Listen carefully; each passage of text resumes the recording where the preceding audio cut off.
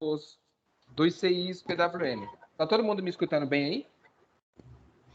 Sim, estou escutando. Show. Escutando.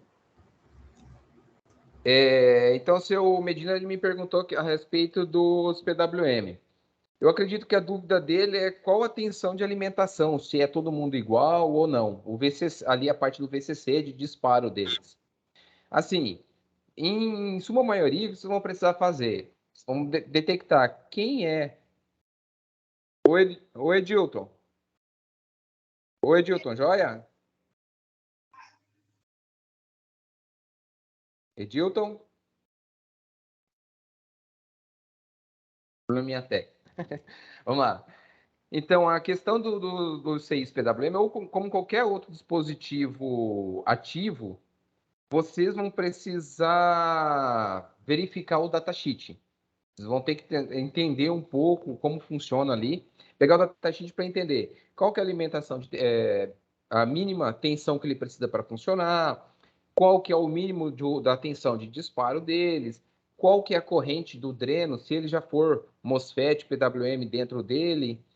Então, tem alguns aspectos que é necessário fazer uma análise.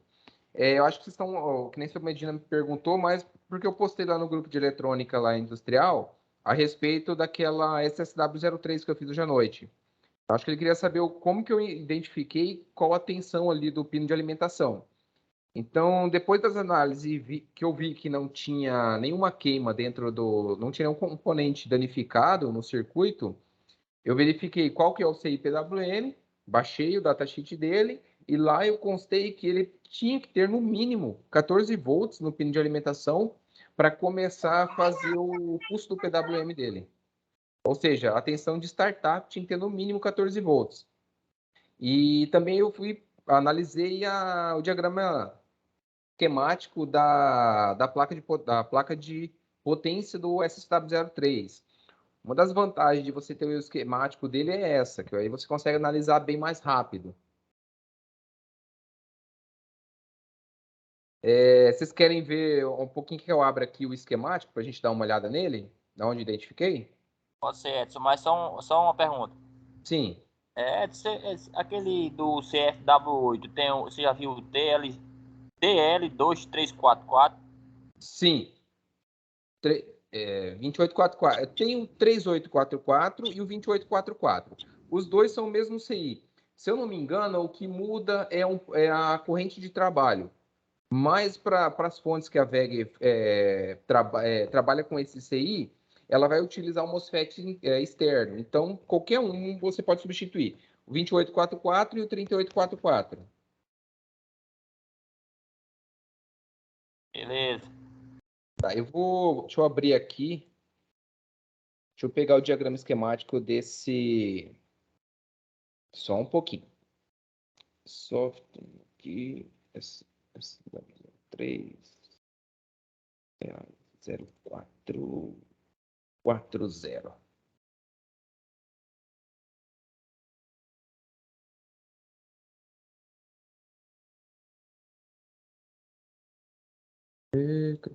Cadê? Esse. Vocês estão enxergando aí, galera? Tô enxergando. Sim. Ó. Naquele circuito, o bom desse modelo mais antigo aqui, ele é bem simples até. Cadê? Aqui. Essa daqui é o oscilador dele. É o K1H0380R. Então, a alimentação entra por aqui, nesse fusível, passa pelo varistor, passa pela ponte retificadora e vem para esse capacitor de filtro aqui, que armazena e dispõe tensão CC aqui para o sistema do chopper dele. Então, assim, eu iniciei com o processo de um teste a frio, né? A gente mede todos os diodos aqui com multímetro mesmo. A gente pode fazer todos os testes ali e verificar se eles não estão abertos, se eles não estão em curto. Então, verifiquei todos os diodos que tem nessa região, aqui próximo do chopper. Só um pouquinho, galera. Deixa eu ver se acho que tem gente querendo entrar aqui. Miliano. Tá. Voltando aqui. Tá. Fiz a análise e não constatei nenhum problema. Assim, grande parte das fontes chaveadas, por trabalhar com capacitores de tântalo, capacitores eletrolíticos, com o tempo eles tendem a desgastar, a estragar esses componentes, deixando o ESR dele mais alto. Só um pouquinho, galera. Acho que o seu Medina caiu a conexão dele. Deixa eu verificar.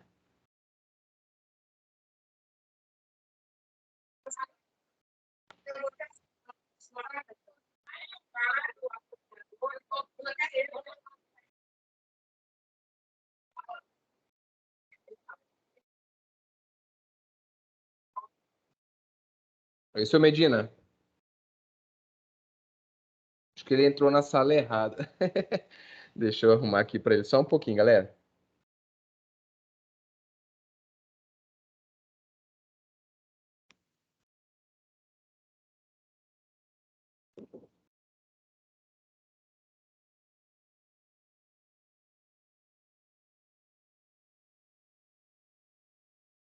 Edson, Oi. esse circuito é VEG? De qual inversor que é? SSW04. 04, beleza. Tanto a 3 como a 4 muda muito pouca coisa, depende da potência. Essa daqui é uma de 30 amperes. Tinha uma aqui parada já tinha um bom tempo, aí apareceu um cliente ontem, estava desesperado que ia levar para a Bolívia, estava precisando. Aí eu prometi que ia entregar para ele hoje, aí varia a madrugada. Vou deixar 30 amperes é quanto você vê? Vai depender da tensão que você vai utilizar, né? Se é 220 ou 380. 220 vai quantos? 220 vai dar na faixa de uns 10 cavalos aproximadamente. Deixa eu ver, eu geralmente não gravo muito essa parte. Eu deixo uma tabela impressa, que é mais prático de a gente ficar.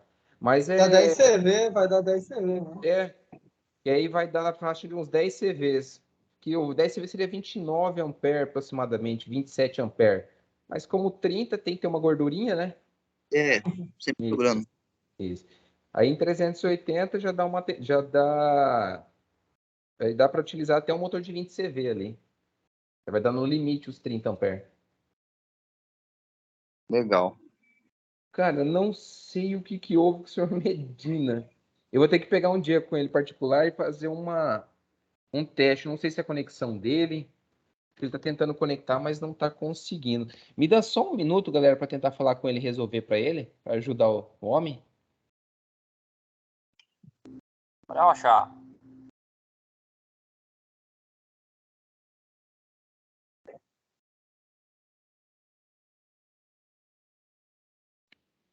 Talvez.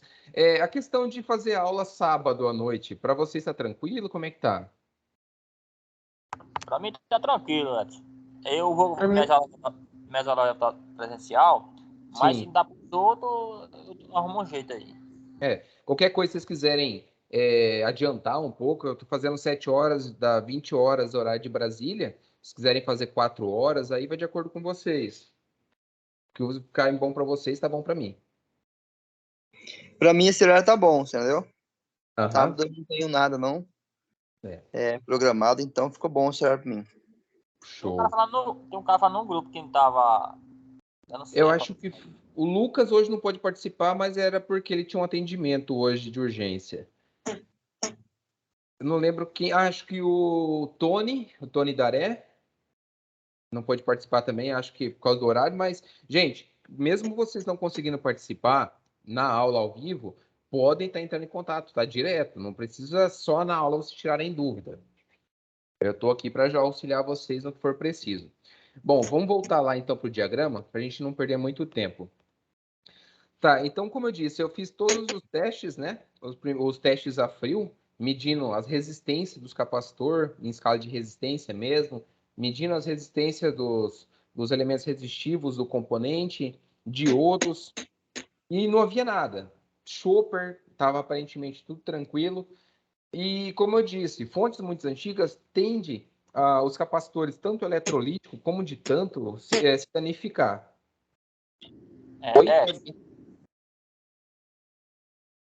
Oi, pode falar. Esse trafo, o chope, ele geralmente tem várias bobinas, né? Isso. O chopper em si, ele é geralmente um trafo desenvolvido para trabalhar em altas frequências. Ele não é que nem um transformador comum, que tem ali o seu núcleo de ferro. Ele é um núcleo mais saturado para... Deixa eu ver quem está tentando ver aqui. Tá. É um núcleo mais saturado para trabalhar em altas frequências. Geralmente eles têm mais de uma bobina. Ele tem uma bobina de alimentação. Cadê a tela? Só um pouquinho. Aqui. Eles têm uma blindagem, né? Aí tem a bobina primária, tem a bobina de realimentação, ou feedback aqui, que faz a alimentação do circuito após o chaveamento principal, e tem as bobinas do secundário, que no qual a gente vai fazer a alimentação. Vocês estão vendo a tela? Era isso que eu tava com dúvida, que eu tava vendo aqui uma bobina, aí eu queria saber por que essa bobina tava, mas como você disse, é do feedback. Show de bola. Isso. Que aí ela serve tanto, nesse caso aqui, ela serve tanto para o feedback, ela tem um feedback externo e ela faz a realimentação do CI. Ou seja, no primeiro instante, ele é alimentado com uma queda de tensão a partir desse resistor aqui. E depois que ela começa o circuito... Só um pouquinho, deixa eu liberar aqui. Tá. E depois que ela faz a oscilação e gera as tensões no secundário e na bobina de realimentação, aí ela passa a ser alimentada através dessa bobina aqui. Vocês estão enxergando qual tela? Eu não estou conseguindo ver. Esquemático. Cortou na parte. Esquemático, né? Na parte do feedback. Isso. Vocês estão vendo o esquemático aí na tela de vocês, né? Sim, estamos vendo. Isso. Então tá. Aí depois que ela é feita a alimentação, a oscilação, ela gera os 15 volts aqui. Ou seja, eu vou ter uma diferença de potencial. Nesse caso aqui, eu estava alimentando com 220 volts. Eu tenho uma diferença de potencial de 220 volts e 15 volts aqui, que fica sobre esse resistor. Então, ele vai dar uma corrente aproximada de uns 29 miliampere, bem pequenininho. Aí o oscilador começa a ser alimentado pela bobina de realimentação do circuito. Então, como eu verifiquei aqui, a bobina de realimentação ela me dava 15 volts, que é o mínimo para esse oscilador funcionar aqui nesse estágio. E não tinha. Eu fiz a alimentação com uma lâmpada em série, fiz a alimentação aqui na entrada, tinha retificação, estava normal, tinha uns 310 volts aqui no capacitor de filtro. E só que aqui no pino 3 desse oscilador não chegava a 10 volts, tinha 9, 9,5, às vezes dava 10 volts, então não era o suficiente para ele startar. Aqui que eu fiz de análise, eu verifiquei que esse ponto aqui é esse mesmo ponto. Então, para mim ter uma queda de tensão aqui, eu teria que ter algum elemento, uma impedância aqui que causasse uma queda de tensão exata de no mínimo 14 volts. E a única coisa que poderia propiciar essa queda de tensão, ó, são esses 3 capacitores. Já que esse diodo aqui está indiretamente polarizado, ele não ia deixar passar corrente. Então, o que eu fiz? Troquei esses 2 capacitores aqui, esses 2 de tântalo, que geralmente apresentam problema. Cerâmico, muito raramente você vai encontrar um problema num cerâmico, a não ser que seja um curto-circuito por uma tensão elevada, mas essa parte de SR ou EPR mesmo, é tântalo e eletrolítico, é o que mais você vai identificar problemas. Então, eu troquei ele na hora, aí a fonte já subiu e apresentou os 14 volts aqui. Porventura, sabendo que esses outros eletrolíticos do secundário, pelo tempo de uso do equipamento, já podia estar com problema, eu já efetuei a troca de todos eles. São componentes baratinhos, compensa trocar para você não ter retorno com o equipamento.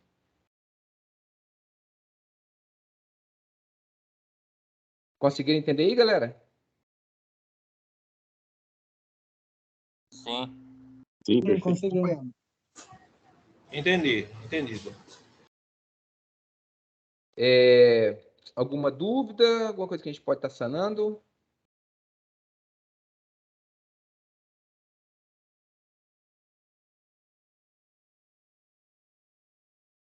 Galera?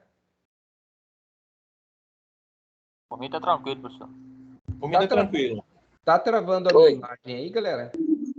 Não. Alô? Não tô achando, não. Não, né? Show. Bom, eu acho que a internet vai funcionar bacana hoje. Eu espero. Edson, Oi. essa aula está sendo gravada? Sim, está sendo gravada. Eu vou deixar todas as aulas ao vivo gravadas. Eu tenho Legal. um período, como a gente está usando uma versão free do Teams, ele permite eu gravar aulas de até 1 hora. Então, se a gente passar, eu continuo gravando e depois disponibilizo elas juntos, tá? Legal. Tá, vamos lá. Essa semana eu expliquei sobre 3 funções básicas. Uma, deixa eu compartilhar com vocês aqui. Assim, eu sei que é massivo, galera, mas pelo menos para relembrar, é bom a gente ver alguns conceitos, porque, ao meu ver, uma análise bem feita a gente faz imaginando, tem que usar a imaginação, não tem jeito. Você imagina por onde o circuito elétrico vai passar, quais as tensões que deve haver, qual tipo de onda, qual tipo de sinal deve haver naqueles trechos, a gente consegue delimitar, enxergar o que deveria acontecer e de fato ir lá e medir aqueles sinais, aqueles pontos e verificar se está acontecendo aquilo ou não. Isso que é bom, às vezes, a gente entender um pouco de como analisar um datasheet, de como analisar uma onda, um circuito que entra, um sistema de retificação. A gente precisa entender bem como vai esse processo todo, do início ao fim, funciona para conseguir fazer as aferições adequadas. Isso vai te dar uma agilidade em questão de fazer análise, e às vezes você perde muito tempo tentando. Tem muita gente que fala assim: troca o capacitor da fonte, funciona. Tá, beleza, funciona. Mas às vezes não funciona. E aí? Então é bom você entender como todo o processo ali vamos dizer assim, qual o passo a passo de todo o processo, você vai conseguir medir cada ponto e detectar se está funcionando bem ou não.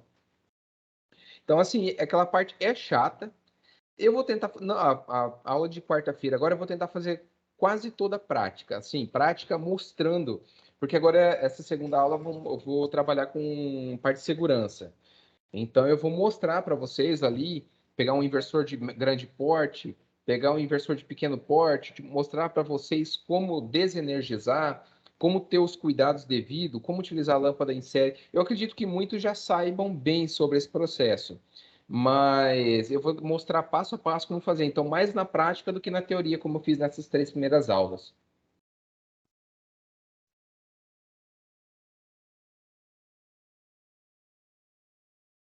Galera, fica um silêncio até assusta. Não.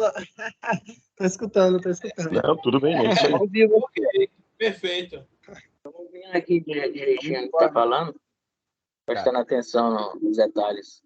Sim, eu tô com uma placa aqui de um SSW. Aqui eu não tô na bancada, eu tô no laboratório novo, mas o laboratório novo ainda tá meio desmontado. Eu não vou fazer nada prático aqui com vocês, mas eu tenho uma placa aqui de um SSW07. Eu vou trocar a câmera aqui e compartilhar com vocês. Só um pouquinho.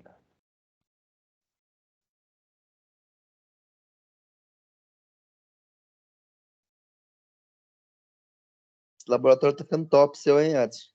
Parabéns. Cara, dá trabalho, cara. E porque essa parte de automação, a parte eletrônica, é toda. Eu não encontrei ninguém que faça do jeito que eu quero. E eu sou bem exigente nessa parte. Então, eu mesmo estou fazendo. Aí eu tenho que trabalhar, dar aula, cuidar da casa, fazer laboratório. E inventar ainda as coisas que eu invento por aqui. Vai dormir lá pelas 3 da manhã. Cara, essa noite eu fui dormir. Na verdade, eu fui dormir hoje, né? 9 horas da manhã. Aí, meio-dia, eu tava em pé. Aí eu tirei um cochilinho de 1 hora à tarde e já tô aqui de novo. Aí terminando aqui, eu tenho mais alguns projetos para rever. E aí assim vai indo. É novo, eu tô com 52 anos, não aguento esse pique mais não. Aproveitar enquanto eu tô nessa. Eu vou compartilhar aqui a outra câmera. Cadê? Aqui. Estão vendo aí, né? Sim, tô enxergando.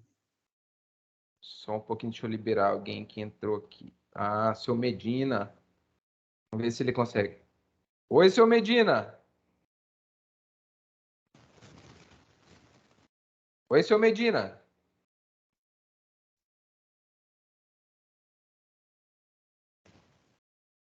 Senhor Medina?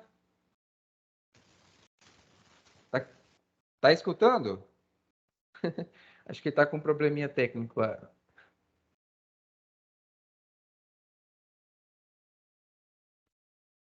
Bom, eu vou dando sequência aqui, galera. Vocês estão vendo a placa, né? Sim. Tá. Essa aqui, acho que no final da aula 3 eu mostrei uma semelhante, mas era de baixa potência. Aquela era uma placa de potência de uma Softstar de 45, uma SSW07 de 45 ampere. Essa daqui já é uma CPS 73, também da SSW07, porém já de uma potência maior. Essa daqui é de 130 amperes. Se a gente for... Eu fiz um vídeo, mas não está no curso, mas está ao vivo para todo, tá online para todo mundo no YouTube lá. Eu fiz, acho que o reparo de uma desse mesmo modelo, fazendo uma análise bem simples. Só que lá eu utilizei uma outra técnica, porque com experiência mexendo com esse tipo de equipamento, você já vai tentando identificar. Iniciando o processo, né?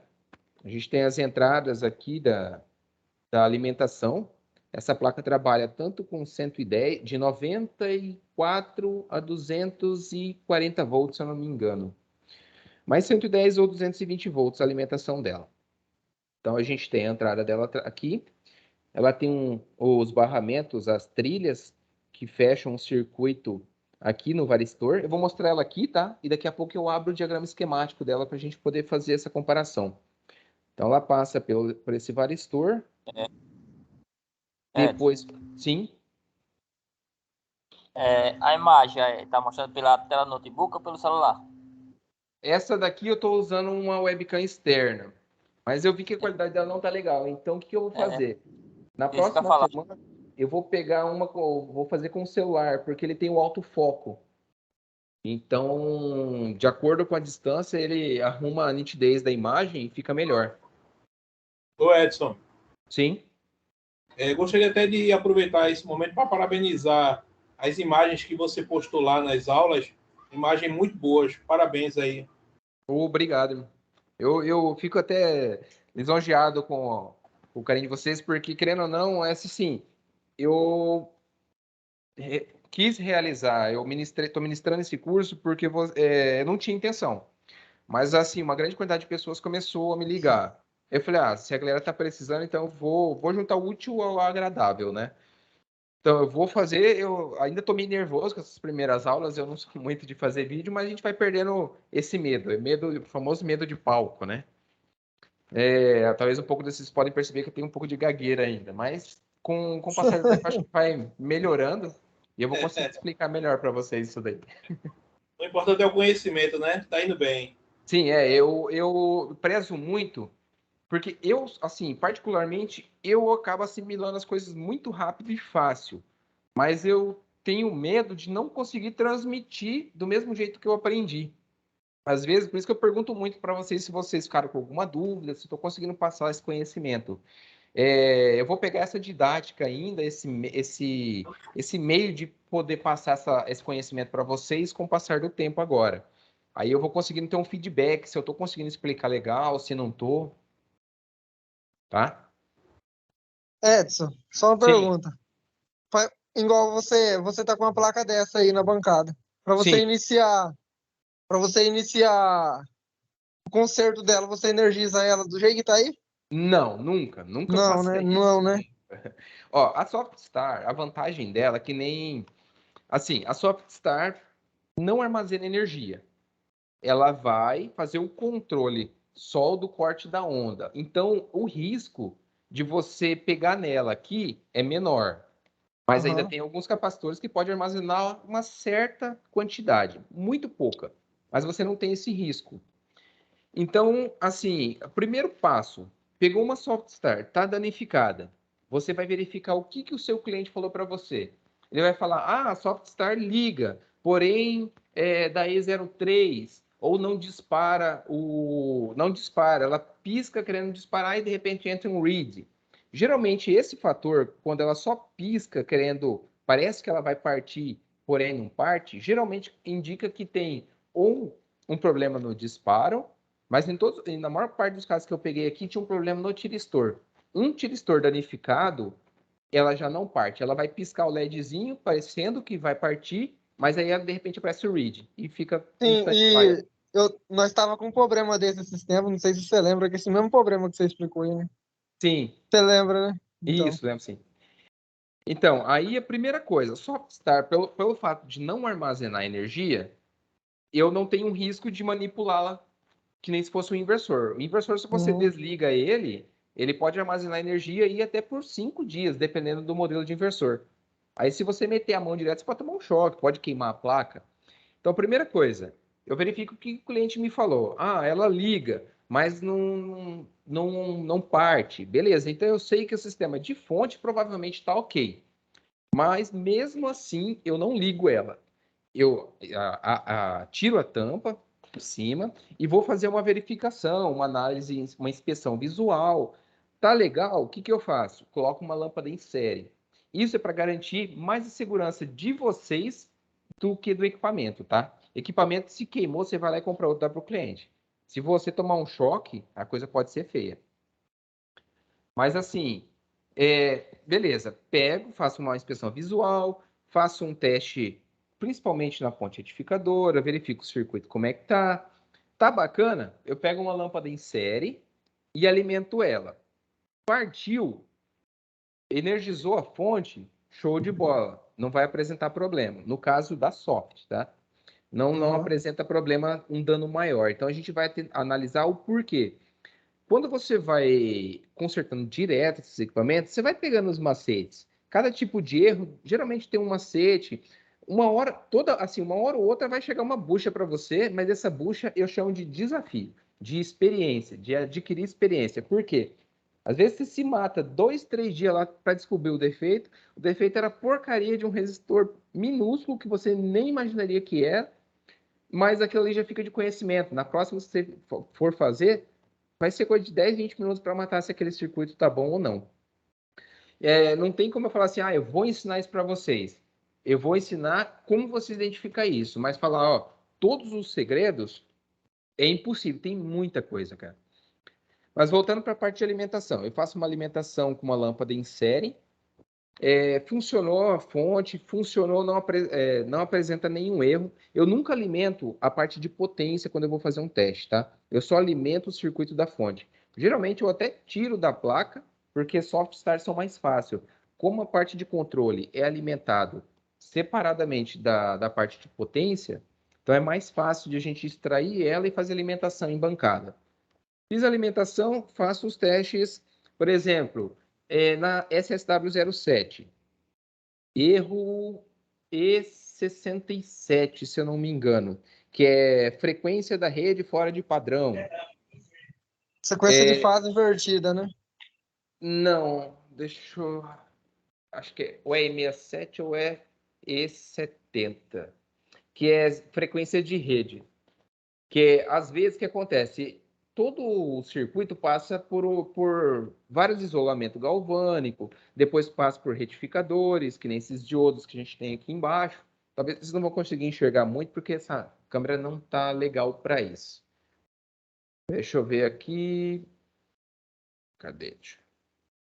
Então, eu vou postar um videozinho, é 67 mesmo, sequência de... Não, desculpa, não é E67 não. Cadê frequência? E75, frequência fora da tolerância. Bem aqui em cima tem a placa de controle. Bem desse lado aqui vai ter um 74 HC14.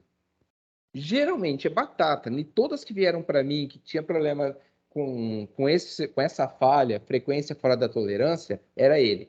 Troquei ele porque o circuito que passa pelas leituras, pelo sincronismo, são esses aqui, ele vem, passa por esse circuito, passam por 2 amplificadores, que eu já até tirei daqui, que é um LM324, passam por aqui, depois passa por esses diodos, vem para esse barramento, passam por esse 74HC14 e depois vão para o microcontrolador. Esse 74HC14 é danado de dar problema. Quando o problema está Me dá só um pouquinho, acho que eu tenho uma placa aqui, eu vou mostrar para vocês o que eu estou falando.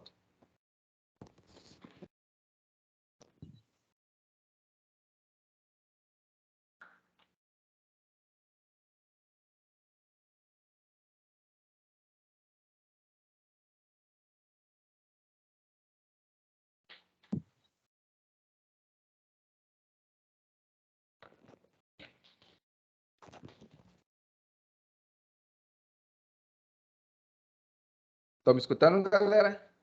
Sim, Ó, eu tô. essa aqui é a placa de controle da SSW07.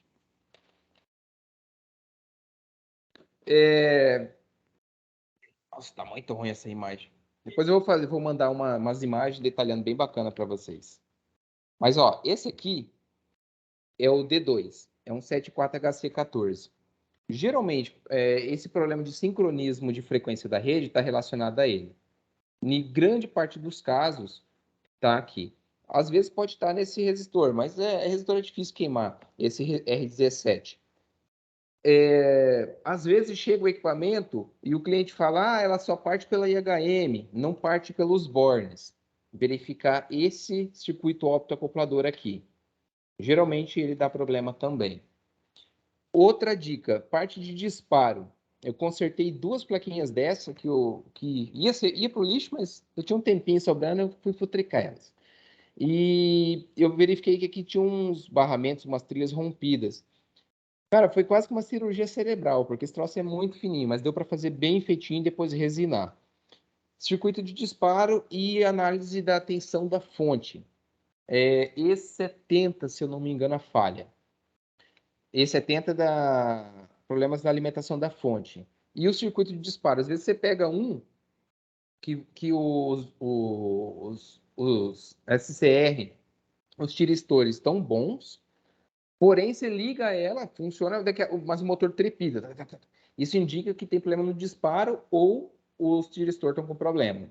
Esse aqui é o 74HC14, ele é o D1, responsável pelo... Sai os disparos do microcontrolador, passa por esse resistor, vem para esse 74HC14 e vem aqui para esse barramento. Então, assim, circuito de disparo e fonte, verifica esse D1. Circuito de análise de frequência da rede, D2. Tem outros circuitos que passam por aqui também. Vocês podem verificar naquele diagrama esquemático. E as entradas de acionamento, esse opto aqui. Às vezes ele está com um problema e não consegue ler a corrente. Verifica esses filtros aqui, ó. São 3 filtros que tem aqui, indutivo. Aí ele tem o TC, problema com leitura do TC também passa por aqui. Tem o TC, aí tem os dois... tem os 2 TCs e o termistor da temperatura aqui.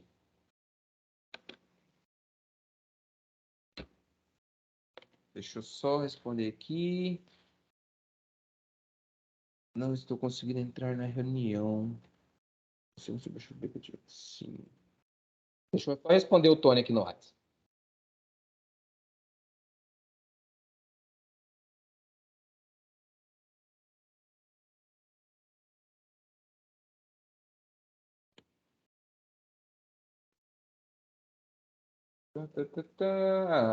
Tá. Ele não ia conseguir mesmo, tinha que aceitar. Pronto, Tony. Tava empolgado aqui explicando, acabei não vendo que você pediu a solicitação para entrar na sala.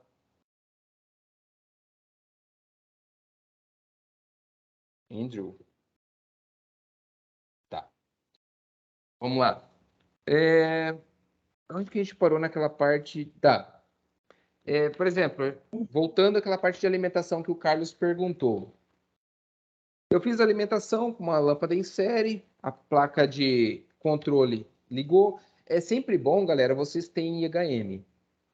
De tudo quanto é tipo. Eu tenho aqui IHM que às vezes nem uso, uma vez na vida na morte, mas é bom ter.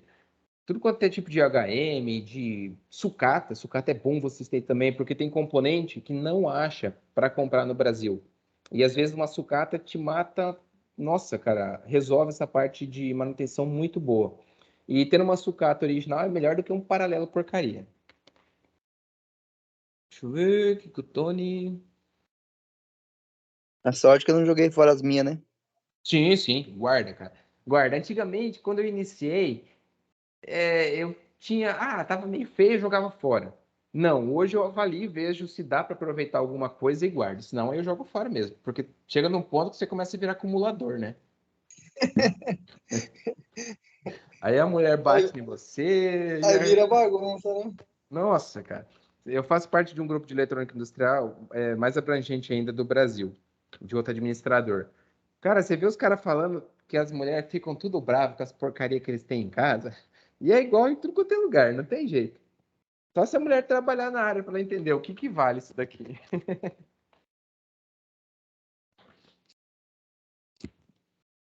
Acho que tem mais gente entrando. Eu acho que a conexão da galera tá caindo, porque toda hora fica pedindo para entrar novamente. Hoje essa live tá bem melhor do que a outra, hein? A primeira. Sim, é que agora a gente já teve um pouquinho da análise que precisava ser feito, né? Eu acho que o DD, quem que é DD? Donielson? Não. Tá erguendo a mão, pode falar. Ô, Edson, é o Perisson. Perisson? Isso. Tá Oi, ouvindo? Perisson, Tranquilo, pode né? falar. Tô ouvindo sim. Aproveitar que você estava mostrando as imagens aí, na bancada, assim, você toma cuidado com eletricidade eletrostática? Tem tomado cuidado com isso ou não tem, assim, grande problema? Muito, mas o que eu faço? Como eu estou trabalhando com equipamento de potência, eu não vou ficar usando uma pulseira para me aterrar o tempo todo, porque se der merda, vai em mim, né? Então, o que eu faço? Geralmente, antes de iniciar um trabalho, eu tento descarregar o corpo. Ou fico descalço, pego numa barra aterrada, tento descarregar a energia acumulada no corpo. Querendo ou não, ainda mais circulando por muito tempo em um local seco, alguma coisa assim, a gente começa a carregar o corpo com energia eletrostática. E como a gente tem muito componentes, MOSFET, CIs, amplificadores operacionais, que são suscetíveis a esse tipo de descarga, então antes de iniciar qualquer tipo de reparo, eu peço para fazer o descarregamento do corpo. É uma prevenção. Eu não gosto, eu tenho aqui pulseira eletrostática, mas não sou fã. Por quê? Querendo ou não, quando você usa ela, você tem que engatar ela num ponto aterrado, certo? Então, quer dizer, você também está aterrado. Se você está aterrado e surtir algum tipo de problema, e vamos supor que tem um problema no aterramento da sua bancada. Aonde que ela vai circular energia elétrica? Através de você. Então, No aterramento, né? Que é o C, né? você vai servir de aterramento. Vai descarregar no C. Você vai ser o fio terra. Entendeu? Então, assim, mas é importante, é bom, ainda mais quando é uma coisa bruta, não tem tanto problema. Mas quando você vai pegar uma placa de controle que tem muito circuito integrado ali, muito MOSFET, é bom você fazer o descarregamento do corpo. Tentar equipotencializar teu corpo antes de meter a mão no equipamento. Tem alguns meios, você pode utilizar até aquelas luvas eletrostáticas, tem aquelas pinças eletrostáticas que isso a gente utiliza aqui, porque a gente não tem contato com outros elementos. Mas, querendo ou não, você acaba deixando passar alguma coisa. Às vezes você está com uma pressa, não usa luva, não usa pinça, mete a mão no equipamento. Oi, Pérez. Não, tranquilo, então. Beleza? Beleza? Quem que está como DD? Ele levantou a mão umas 2 vezes aqui, mas eu não vi ele falar.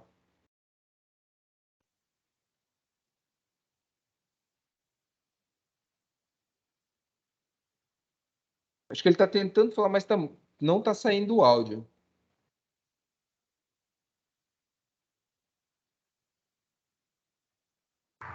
Edson, tem um cara falando lá no grupo que tava baixo, eu acho que é ele. Então, porque ele acendeu o LEDzinho aqui em volta login dele, mas é como se ele tentasse falar, mas não está saindo o áudio. Pode ser que o áudio dele está muito baixo. Aqui o meu tá normal. O meu também tá bom. Qualquer coisa, me manda uma mensagem no WhatsApp aqui pra gente tentar responder. Eu preciso saber quem que é que tá como DD. Tá, vamos dar sequência então na parte de reparo. Tá, feita a alimentação com uma lâmpada em série, constatado nenhum problema na fonte, show de bola. Vamos partir para agora outras análises.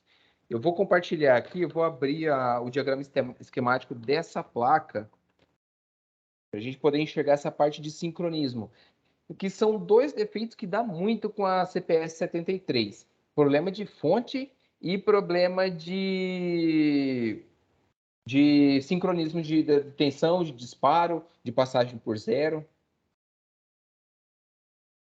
Deixa eu abrir aqui e encontrar ela. CPS 73.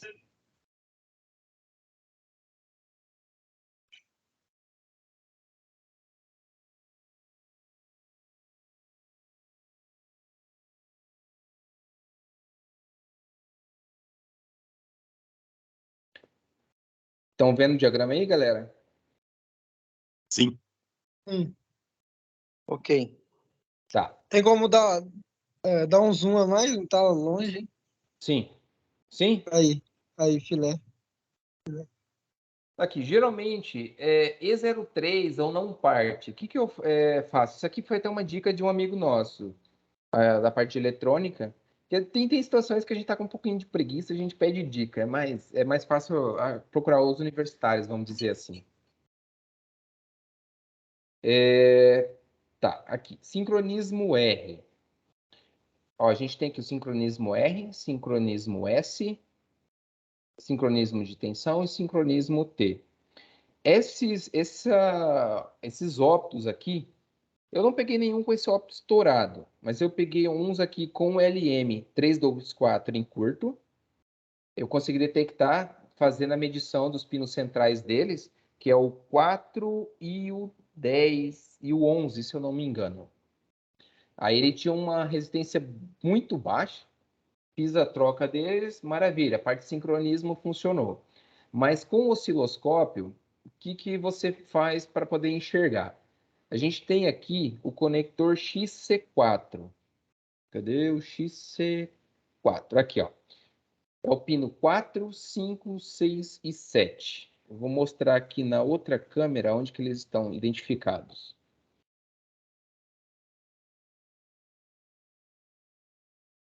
E cadê? Aqui. Tá. Galera, semana que vem eu prometo uma imagem melhor, com mais nitidez para essas mais próximas, tá? Porque aqui ficou bem ruinzinho usando uma webcam externa. Mas o XC4, vocês estão vendo a câmera aí, né? Ok. Ó, o XC4 é esse conector aqui. Ele tem o pino 1, 2, 3, 4. Então, no pino 4, 5, 6 e 7, nós temos o sincronismo. No osciloscópio, você pode soldar aqui nesse ponto aqui, essa perninha desse trimpote, solda um pininho aqui para você usar ele como referência para o osciloscópio. Coloca o osciloscópio ali em 10 volts por gratícula e 4 milissegundos por gratícula, ou seja, vai ficar 10 por 4 no osciloscópio. E faz a medição desses pontos. Você vai ver um monte de sinalzinho passando a cada 8,3 milissegundos. Tipo um picozinho ali dá uns 12 volts aproximadamente, se eu não me engano. A cada 8,3 milissegundos. Ele vai ter aqui no pino 4, 5 e 6. No 7, ele vai ter um sinal mais aberto, ou seja, se não me engano, é um tempo menor. Ele dá a cada 3,3 milissegundos no pino 7. No osciloscópio, você pode, depois de feito todos os testes, alimenta a potência, Você pode fazer um teste com lâmpada, tá? Não precisa colocar motor. Às vezes tem algum problema. Coloca 3 lâmpadas ali com fechamento. Vai ficar assim, ó. Você pode ligar direto aqui. Aí você põe lá U, V e W. Como você também pode ligar... Esse aqui está em estrela, né? Você pode colocar fechamento em triângulo também, não tem problema. Qualquer um dos dois funciona. Esse daqui é melhor porque o fechamento estrela é para 380 volts. Então, não tem problema em ligar em 220. Mas se você fizer um fechamento em triângulo, é 220 volts. Se você ligar em 380, ele vai queimar. Usa lâmpadas que para teste... Cara, a lâmpada ela é simples, vamos dizer assim, barato, e é um recurso que te dá um pouco de segurança na hora de você efetuar alguns testes. Então, beleza, voltando lá, faz a alimentação da parte de potência, faz a alimentação da placa de controle, pega o osciloscópio e mede. Durante o disparo, ele vai apresentar o sincronismo. Depois de até entrar o bypass. Depois que o bypass entra, esse sinal de sincronismo ele fecha, porque como fechou o bypass, não tem mais sincronismo aqui. Mas o pino 7 ele vai ter um sinal ali de sincronismo de passagem por zero. Então, geralmente esse está relacionado à parte ali de subtensão ou subcorrente, que é o erro E03. O que mais que dá para passar aqui? Bom, assim, vocês estão enxergando que tudo que até agora eu falei, a gente precisou fazer um tipo de análise, ou seja, a gente precisou fazer ter uma imaginação ali de como funcionaria o circuito para poder enxergar. Porque a energia a gente não consegue ver ela a olho nu, a gente precisa de alguns aparatos para isso. Deixa eu trocar a tela aqui para o diagrama esquemático de novo.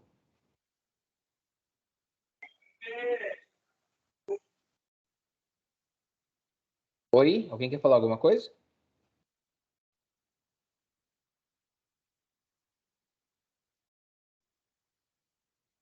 Não? Não, é. Tranquilo. Eu não. Tá. Então, vamos pegar na parte da fonte dessa daqui, que essa aqui é um pouquinho mais chata. Ela já tem feedback com isolamento. Vamos tentar fazer uma análise aqui. Cadê? Tá aqui. Show. Ó, essa aqui ela tem... Vocês estão conseguindo enxergar aí, né? Sim. Galera? Tá. Ó, Sim. as tensões do secundário dessa daqui são bem parecidas daquela do SSW04. A gente tem 12 volts, 24 volts, porém nessa aqui a gente tem 3.3 volts e o 48. Mas de grosso modo, ó, a gente tem aqui as duas do primário, a bobina principal vai fazer o chaveamento e a bobina de realimentação, ó. Bem parecido com aquele circuito. Então, a gente tem aqui o CI e C2A, que ele precisa de um resistor de startup, ó. O IC3BR não precisa, tá? Às vezes a gente pega, porque muda só a versão, mas é a mesma CPS 73, mas você tem versões diferentes. Então, uma utiliza um CI que é o IC3BR, ele não precisa desse resistor. Então, dá para a gente identificar, porque é ruim de enxergar, cara, a nomenclatura desse CI em específico. Ela é bem pequenininha e parece que é apagada. Então, quando a gente encontrar lá a posição do R2 e tiver o resistor de 750K, a gente sabe que é empregado o IC2A ali naquela fonte. E aqui ó, a gente tem o mesmo sistema. Ó. A gente tem a retificação mais VF e GND. Ela passa que tem a queda de tensão, vai dar a tensão do primário. Ó, aqui a gente vai ter esse circuito responsável aqui, ó, são 2 capacitores, ó, que são responsáveis por essa queda de tensão do primeiro instante, do startup, para fazer com que esse IC2A aqui comece a oscilar. Esse IC2A ele já é o MOSFET integrado dentro dele, tá? ele não é que nem o 2844 e o 3844, que precisa de uma chave externa, um MOSFET externo, um IGBT, para ele poder fazer a oscilação do circuito de potência. Ele já tem o MOSFET integrado dentro dele, ó. A gente tem aqui, ó, vou aumentar esse aí. Aqui a gente tem, ó, o dreno. Aí a gente tem o sense, que ele fala, o iSense, que seria o source. Aí ele tem esse redutorzinho aqui bem pequenininho, que é para fazer uma análise de queda de tensão, para vir para o feedback. Porém, o feedback desse daqui, ele é feito em cima aqui dessa tensão de 3.3 volts, ó. A gente tem os 3.3 volts aqui da fonte. Aí a gente tem esse circuito de feedback, que passa por esse optoacoplador. Ele tem aqui um TL431 para fazer referência, que fica chaveando esse optoacoplador, que por sua vez aqui ó, emite um sinal no feedback desse CI-PWM. Então, assim, em parte ele é um pouquinho mais chato do que aquela que eu fiz ontem à noite, que ela é bem mais simples. Tem 4 pinos, um feedback comum ali também, através de um 431 e um opto, mas ele é bem mais simples. Ele não tem... Esse aqui, se não me engano, ele tem um capacitor que eles chamam de partida suave aqui, ó. Soft Start. É uma partida suave desse PWM. Já encontrei algumas fontes que estavam com problema nesses 2 capacitorzinhos aqui. Troquei, maravilha, mas até identificar que eram eles, sofri, hein? Porque como ele estava em curto, e ele também apresenta aqui, ó, o GND e o VCC que alimenta ele, também é o mesmo que alimenta esse CI. Então, para identificar que era esses capacitorzinhos, eu tirei esse CI, que é chato depois de repor novamente, para encontrar que eram esse o problema. Isso vocês vão pegar com o tempo, tá? Eu não vou conseguir falar para você todos os segredos que tem, mas com o tempo vocês vão pegando cada bucha que vai aumentar o conhecimento de cada um. Eita, galera. Galera, eu vou... Oi? Estão me escutando? Sim. Eu vou pausar aqui a gravação, porque eu acho que ele não vai gravar. A gente já tem 1 hora de aula. Eu vou pausar a gravação. Eu queria fazer uma pergunta. Sim. Essa placa é bem parecida com a da CFW09, com a DPS1. DPS1, acho. Essa placa, qual você diz? Essa daí do desenho que você está mostrando aí. Do diagrama, sim, sim. A vantagem da VEG, as fontes delas são quase todas iguais. O que muda, por exemplo, ó, você tem algumas que usam 2844, 3844, IC2A, IC3BR, tem a do 500 novo, que é o IC2A DIP8, mas a base é tudo igual. Não é muito pouca coisa que muda. Então, eu fui fazer um reparo uma vez, teve um CI lá que eu não consegui nem achar o datasheet dele, que era do CFW09, que era, tipo, bem parecido com essa placa aí, sabe? Aham. E é bem complicado achar o CI dele, sabe? Andrew, eu compartilhei com... Você viu todos os diagramas lá? Sim. Lá no CFW09 tem muito diagrama. 9, 8, tem bastante coisa. Às vezes, assim, eu não peguei nenhuma versão até hoje que chegou aqui que eu não tinha o diagrama ali. Agora, o que não tem? CFW 100, 300, 500, 700, a versão nova. Ninguém, 500 cara. eu nunca achei também. Eu conheço vários técnicos que trabalham no segmento, ninguém tem. Mas o que a gente...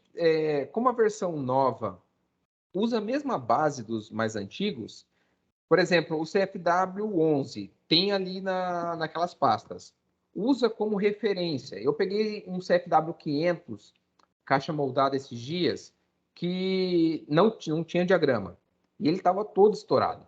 Assim, tinha trilha rompida, tinha layer interna da placa rompida. Pensa em dor de cabeça. Passei umas 2 semanas, 3 quase, para achar todos os BO e mesmo assim nem dei salvação para o cliente ainda. Porque quando tem muito problema, é melhor você não fazer. Porque você começa a corrigir um aqui, outro ali, às vezes passa um problema despercebido, mas ele funciona na hora. E na hora lá de trabalhar mesmo, no pega para capar, ele começa a aquecer e vai te dar dor de cabeça. Não faz se tiver muito problema lá na placa. É melhor você perder o dinheiro que o cliente você não perde. Porque ele até pega confiança para você falar, ó, tem isso, isso, isso, isso, se eu fizer vai acontecer isso, você explica bem a situação para ele, cara, o cliente até fica satisfeito, porque você falou a verdade, você não quis ganhar o dinheiro dele. Porque tem muita gente que faz isso. Ah, não, eu resolvo. Resolve, mas dá uma semana e explode. Aí explode, o cara gastou o dinheiro que ele recebeu e não tem dinheiro para bancar, porque se queima e você tem que dar garantia, você tem que dar um equipamento novo, ou que seja outro, usado, mas que tem que estar funcionando. E se você não faz isso para o seu cliente, você perde credibilidade. Então, tem algumas situações que é melhor você não ganhar dinheiro do que ter dor de cabeça. Edson? Sim. Não, eu só ia comentar, aproveitar que você estava mostrando ali o diagrama da fonte, só chamar a atenção aí dos colegas em relação àquele GND ali, que são GNDs diferentes, né? Inclusive tem um asterisco do lado ali. Isso. Você vai ter, geralmente você tem o GND da entrada e você tem o GND do secundário, ó. Vocês estão vendo que tela que vocês estão vendo agora? O diagrama? Não. Eu vou mostrar aqui novamente. Da live. Não tem nenhuma tela, não. Tá. Eu vou deixar um outro computador aqui na outra semana, que eu sei o que vocês estão vendo. Eu entro nela. Agora apareceu o diagrama. Isso. Aqui, ó. Vocês estão vendo aqui que tem o GND do primário? Tem um asterístico. O GND do secundário, ó, ele não tem esse asterístico. Então, isso indica, quando você faz a leitura do diagrama aqui, que são GNDs diferentes. Então, a fonte de realimentação sempre vai estar no mesmo GND do primário, porque ela precisa fazer a realimentação aqui do circuito. Uma vez que ela é alimentada com o GND do primário, ela precisa estar no mesmo potencial. Agora, do secundário, não. Do secundário já tem um GND diferente. Tem umas fontes, se eu não me engano, do CFW11, que tem até 3 GNDs distintos lá. Principalmente no circuito de oscilação dos braços positivos, dos IGBTs positivos. Então, você tem diferença, ou seja, você tem uma fonte com uma referência aqui, que é a referência desse GND, e a fonte do secundário, que é a parte de controle, além de isolada galvanicamente, ela também é isolada do GND. Por isso que aqui no feedback, ó, a gente precisa de um circuito isolador, um opto-isolador, porque as referências, ó, a referência aqui do lado do secundário é uma, mas a referência do lado do primário é outra. Isso foi bem lembrado, Peterson. Valeu aí pela dica. Então, essa é duas, né? Isso. Aqui nessa fonte tem dois GNDs distintos.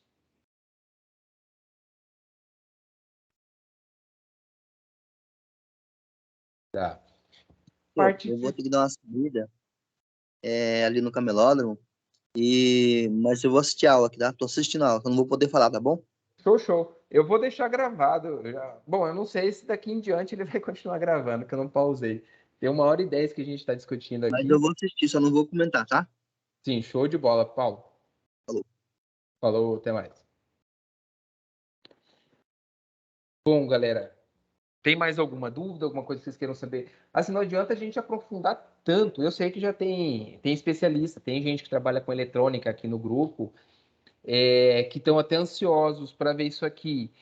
Mas eu preciso nivelar um pouco todo mundo para chegar num ponto e a gente conseguir trabalhar todo mundo igual.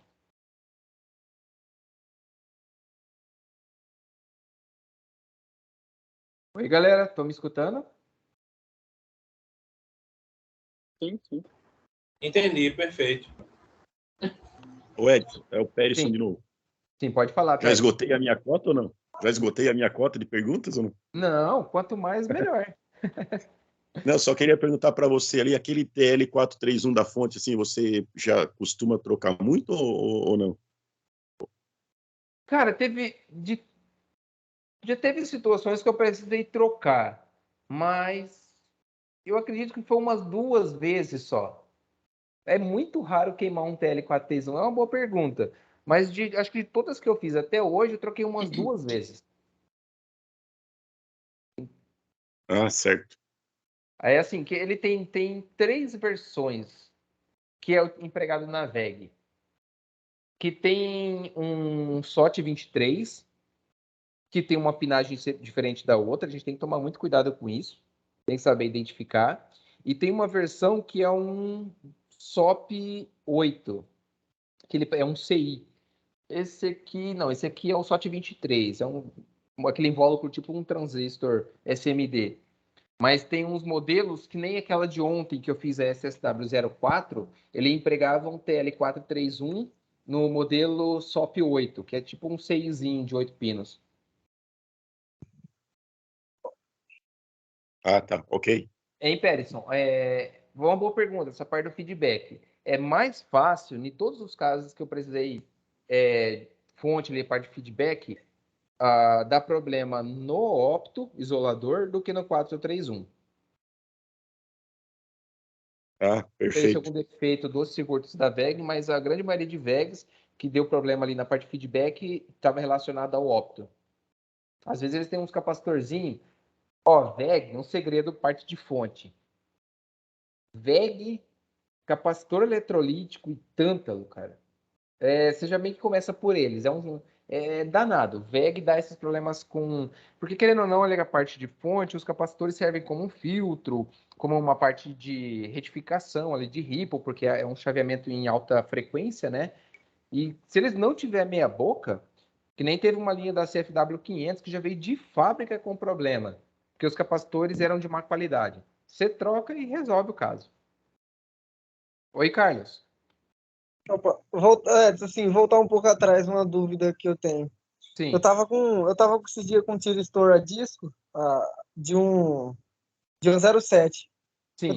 Eu testava ele na bancada, ele não, ele, tipo assim, ele apresentava tá bom, entendeu? Quando eu montava ele, aí eu testava o barramento, aí parecia que ele já estava em curto, e quando eu tirava ele, tinha hora que ele dava curto, tinha hora que ele não dava, entendeu? Tá, mas você fazia a alimentação dele e pressionava ele no dissipador ali, certo? Isso, aham. E você fazia a ligação do cabo, do conector ali do gate dele, já em algum circuito ou não?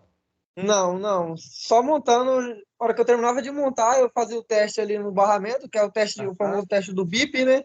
sim, Já de qualidade, né? passava direto. É, continuidade, passava direto. Você não estava pressionando demais ele, não? Então, porque tem. O pessoal me falou que tem um certo torque até, né? Tinha Tem um hora que eu torque. deixava o parafuso até frouxo, assim, Isso. e, não, e ele ainda continuava passando. E tipo, a hora que eu tirava, desmontava toda a peça de novo, e tirava ele, Ah, eu testava a continuidade de novo nele, ele dava. Aí tinha hora já que ele não dava mais, entendeu? você chegou a trocar ele por outro tiristor ou não? Não, não cheguei ainda. Então você montou ele assim mesmo e funcionou? Não, não montei ainda. Ele tá até lá desmontado ainda até Ah, tá, agora. tá em bancada ainda. Tá em bancada ainda.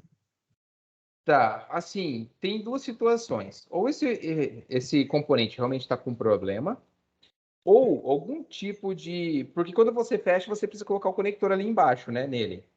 Aham. Não tem como pressionar ali no dissipador sem colocar aquele conector. Às vezes, o que estava acontecendo?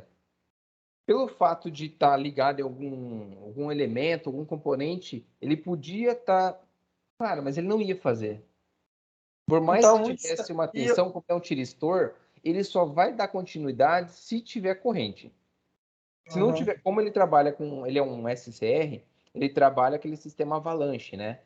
Se você tem a tensão e a fonte de tensão e a carga, e você aciona ele, ele vai manter alimentado. Se você desenergiza, mas a carga ainda está ligada, ele mantém-se energizado. Mas tem que ter carga. No momento que você corta a carga, a corrente que passa por ele, o SCR para de conduzir. Ele tem que abrir, né? Isso. Você já testou ele com um megômetro, até mesmo para ver se ele não está com isolamento, com baixo isolamento? Não, não. Você pode fazer um teste ali. Eu vou mostrar um testezinho depois para vocês, tem que fazer mais elaborado. para fazer um teste de isolação com determinada tensão. Porque dá para você injetar tensão no equipamento, colocando com uma lâmpada em série.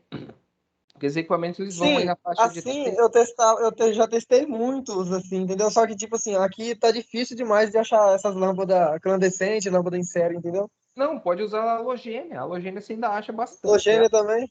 Sim. A halogênia é até melhor, porque ainda como tem no mercado, se não tiver... Sabe aquelas lâmpadas para secagem, que usa muito em estufa, naqueles negócio de galinheiro? Aquela lá também serve. E o bom é que para testar soft, aquela lá puxa uma correntezinha legal até. Você pode montar um circuito com 3 lâmpadas daquela lá, tá bacana. Mas a halogênia é fácil de encontrar, Carlos. Eu comprei umas agora, eu tô montando uma giga de teste para circuitos de potência, AVS ali, para ficar tudo mais fácil na bancada. Eu comprei umas lâmpadas halogênia, tipo aquelas de Croica. Aí eu vou montar com aquela lá, porque ela é 50 watts, já me dá uma corrente suficiente para testar SCR, tiristor, para testar ali disparo de soft start, se está funcionando, se não está. O bom é que elas são pequenas e dá para embutir em qualquer local. Você não vai ficar muito tempo com ela ligada, né? Mas é bom verificar esse componente, Carlos. Do jeito que você está falando aí, ele está com algum problema sim. Eu tava até com medo de eu ter, tipo, pressionado muito ele, porque se você apertar muito também danifica também, né? Sim.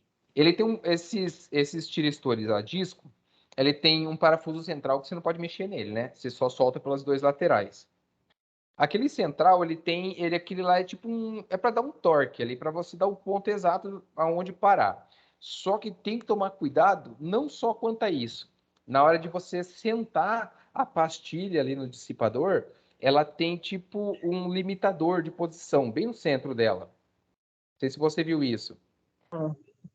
Aí você tem que centrar ela tem que ficar o mais próximo possível ali do dissipador de forma bem justa e sem nenhum grão de areia, tá? Um grão de areia ali já é o suficiente para quebrar na hora que você der o torque. Colocou ela, verificou, apertou na mão, aí você vai apertando de um lado do outro, de um lado do outro, até que você veja que aquela arruela que está ali no parafuso afrouxou. Afrouxou a ponto de você mexer com ela na mão assim, ela pode ficar foló, só o suficientemente móvel. Aí é o ponto, não precisa mexer mais. É o ponto exato do torque dela. Agora, a pasta térmica, para aquilo ali, porque ele é condutivo, né? Você precisa de uma pasta, ela não é uma pasta térmica, é uma pasta de condução. Tanto para trocar calor, como porque a eletricidade conduz, então não pode ser aquela pasta branca. Você tem que utilizar uma pasta térmica específica. Tem gente que não usa sem nada. Também dá certo. Só que em determinadas situações, que nem se aquecer demais, ela não vai transferir calor para o dissipador. Então é bom usar essa pasta. Você só vai encontrar direto com a VEG. Ou utilizar aquela graxa condutiva. Muito pouquinho, suficiente só para quê? Olhando a olho nu, o alumínio não tem imperfeições. Porém, microscopicamente, ele tem vários buraquinhos ali. Tanto o alumínio, dissipador, quanto o SCR. Então, quando você coloca a pasta, ele faz com que tenha um contato mais eficiente entre as duas peças. Aí ela tanto vai trocar calor de forma mais eficiente, como também vai conduzir eletricidade através do dissipador. Correto. Francisco, acho que você tinha erguido a mão. Isso, professor. É o seguinte, você tem 1 GB na sua bancada ou você vai fazer ainda? Eu tenho, que assim, eu estava no laboratório antigo e eu já tenho várias gigas. Na verdade, eu utilizo mais equipamentos comuns, que nem osciloscópio, multímetro de bancada. Aí eu tenho eu até trouxe isso daqui para vocês verificarem. Ó, esse aqui é um testezinho. É muito bacana para testar componente, cara. Isso aqui mede ESR, mede se o transistor tá bom, se não tá, se é MOSFET, se é TRIAC, o que que é. Muito bacana. Esse daqui chama Multifunction Test, é o TC1. Eu comprei da China na época. Comprei para testar, cara. E te falar, tem uns 8 anos que eu tenho um bichinho. Ele é recarregável. Ele tem bateria recarregável, muito bom, cara. Isso aqui para testar componente discreto, assim, é muito top. E aí eu tenho o AVS, que é projeto, fabricação nossa, que é um tipo de giga de teste. E agora eu estou desenvolvendo uma mais elaborada. Eu não sei se eu postei algumas fotos no grupo, de uma bancada em 45 graus, onde eu tenho ali tensão 220 trifásica, 380 trifásico, aí eu tenho 179 VCC, 310 VCC, 547 VCC, 24 volts, potenciômetro, assim, bem completo, para chegar com equipamento ali, lâmpada de teste em série, motor de pequena carga para os primeiros testes, tudo num local só. Aí eu estou terminando de montar ela, só que o tempo tá... Eu queria que meu dia tivesse 48 horas, mas infelizmente não tem. Edson, Sim.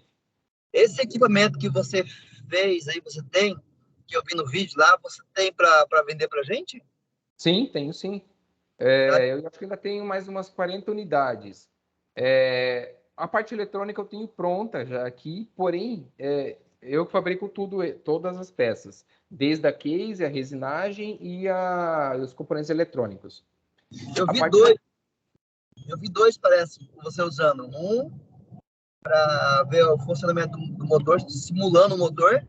Isso, é o AVS, e o outro é o TMP. Simulando defeito, uma coisa assim. Isso, o TMP eu não vou indicar a vocês, a gente tem dele pronto, porém, eu acredito que teve uma versão que eu mandei fabricar, porque as placas de fenolite, as placas impressas, eu mando fazer fora.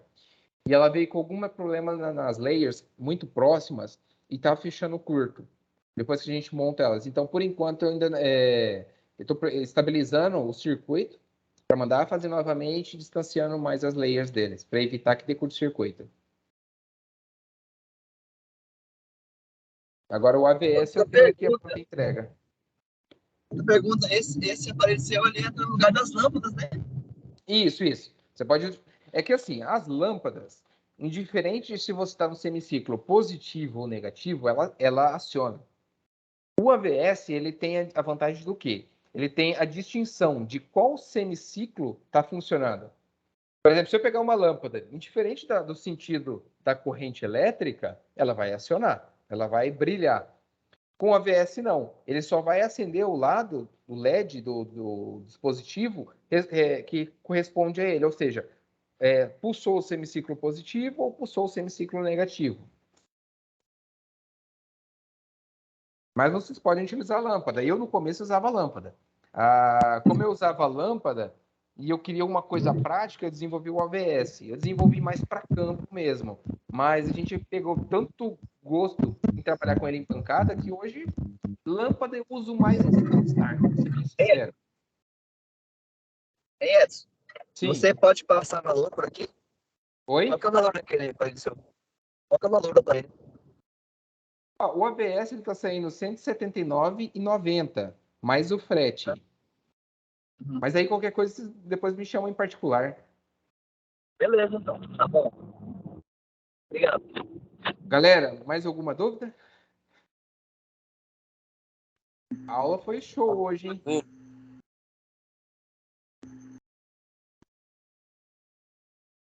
Oi, galera.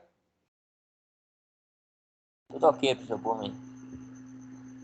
E quem curtiu a aula hoje? Eu acho que hoje foi bacana, né? Foi bacana. Bacana. Acho que semana que vem vocês vão gostar mais, porque as aulas que eu vou fazer para disponibilizar... Hoje foi top. Hoje foi top. As aulas que eu vou fazer agora para disponibilizar quarta-feira, eu vou mostrar mais prático. Eu vou até amanhã já correr atrás de uma câmera com autofoco, porque eu vou utilizar algumas sequências de vídeo. Talvez eu utilize o microscópio aqui, para mostrar para vocês na prática a questão de segurança, quais os primeiros processos, como a gente fazer uma desenergização segura. Hoje eu vi que tem no mercado um tal de... como é que chama? Para um desenergizador rápido de capacitor. Você pode comprar, mas eu acredito, pelo que eu vi, cara, ele é uma coisa bem simples. Eu utilizo uma lâmpada. Lâmpada serve para tudo, cara. Ilumina tudo, lâmpada. A lâmpada, pega uma lâmpada, 2 fiozinhos, com toda a segurança, coloca nos barramentos ali do capacitor. Enquanto a lâmpada brilhar, tem energia. Ela apagou, maravilha. Vai para o multímetro, confirma, sempre confirma, tá? Sempre tenha redundância no que você está fazendo, principalmente na parte de segurança. Faça mais de uma vez. Isso vai garantir que tudo vai correr legal. Uma lâmpada no capacitor, no momento que ela apagar, você pode ir lá com o multímetro, deve ter no máximo 1 volt, 2 volts ali, coisa que não vai te prejudicar. Aí você pode fazer um desenergizamento, pode colocar a lâmpada novamente e deixar ela até lá, não tem problema, depois que ela apagar, que aí você vai ter segurança de estar mexendo num circuito que já está com o circuito fechado ali. O risco de um curto-circuito na mão de vocês é muito menor. Eu, às vezes, utilizo... vou ser bem sincero, cara, o certo seria eu utilizar óculos de proteção. Quando eu lembro, eu uso. Geralmente eu me pego fazendo alguma coisa e tô sem óculos, é aí que eu vejo, pô, pode explodir. Uma explosão pode cegar você, pode ir uma faísca, uma sujeira. Evitar esse tipo de situação. Beleza, galera? Beleza? Beleza. Beleza. Bom, galera, beleza. Ok. até quarta-feira eu já disponibilizo as próximas 3 aulas. E se vocês quiserem adiantar esse horário um pouco de sábado, aí fica por conta de vocês. Ok, perfeito. Ok. Tá? Galera, um forte abraço. Bom descanso para vocês, bom final de semana. E a gente vai se falando. Qualquer dúvida pode entrar em contato no meu particular. Sem problema. Beleza. Bom? Beleza. Excelente. Um abraço, doutores. Até mais.